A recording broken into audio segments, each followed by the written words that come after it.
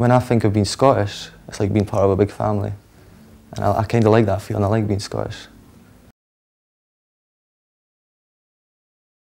Whiskey, haggis, more traditional things in Scotland, I guess, now. Football. Football's very a big sort of thing in Scotland. And kilts, you know, like getting married, we would always want to marry a man in a kilt. I would probably draw on things like ceilidh dancing, kilts, hags, neeps and tatties, but they're not necessarily traditions that I would personally associate Scotland with. I don't think we're really maintaining much Scottish traditions, apart from wearing the kilt, but I think that's from the Highlands anyway, isn't it? The census every 10 years, for example, asks people whether they can read, write, speak or understand Gaelic. And less than 100,000 people say they can do at least one of these things. They have some understanding. And only about 60,000 people at the last census said that they could speak Gaelic, so that's getting closer to 1% of the population. What makes Scotland a nation? Because it doesn't have a separate language as the Catalans do or the Quebecois do.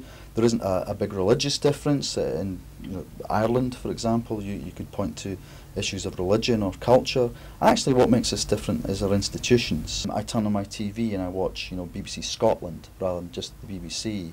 The football team I support plays in the Scottish Premier League, not a British Premier League. The phrase that was used by one nationalist politician, he referred to 90-minute patriots. So it was said that there was a lot of Scottish people who were very passionate about supporting Scottish football and rugby teams, especially against England, and were quite nationalistic in that environment. But actually when it came to voting and their political behaviour, they were much more reluctant to vote, for example, for a nationalist party. When you discuss politics with an English person, they always think that you're those people up north, and they always feel like you need sorted out somehow. It's just a matter of history. Let's just forget about history and stop holding grudges and live in the now. Yeah, let's just take it for what it is now and take every person as they are, no matter if they're from England or Wales or whatever. With the small n nationalism, you could say that nearly everybody in Scotland is a nationalist in terms of the way they feel about their identity. And then at the other side there's the larger N, the capital N nationalism, which then is more explicitly political, and that would be associated with people who actually do support the SNP or who support independence.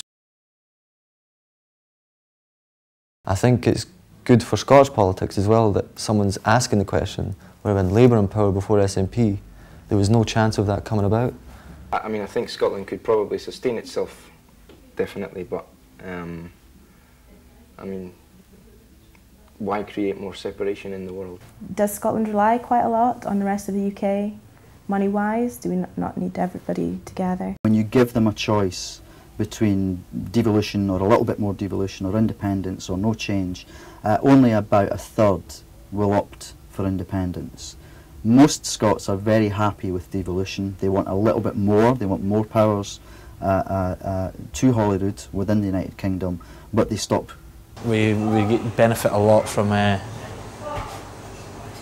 English economy, and so I just don't understand how we could do it ourselves, and I think it'd be a step backwards for a nation rather than a step forwards. My dad is very Scottish, my mum is very English, and so ever since I was born and just through the processes of life, I've always had such a switch around from thinking that I'm Scottish, thinking that I'm English, thinking that I'm British.